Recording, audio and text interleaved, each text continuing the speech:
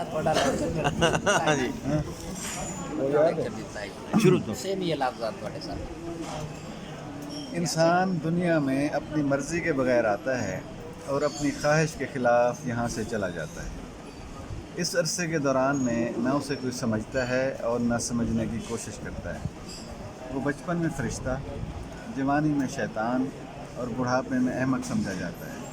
गरीब है तो कहते हैं फजूल है, अमीर है तो कहते हैं मगरूर है, खैरात करता है तो कहते हैं शोहरत का भूखा है, नहीं करता तो कहते हैं इंसान नहीं हैवान है, मज़हब में दिलचस्पी लेता है तो कहते हैं मकार है, नहीं लेता तो कहते हैं गुनाहगार है, अगर शादी कर ले तो उसकी ज़िंदगी जानवरों की सी, और अगर न करे कहते हैं उसका चाल चलन ख़राब है, अगर मर जाए तो कहते हैं होनहार था, लायक था, और अगर ज़िंदा रहे दुनिया ऐसा सलूक करती है गोया उससे बुरा कोई दूसरा नहीं। ये है ज़िंदगी की हकीकत।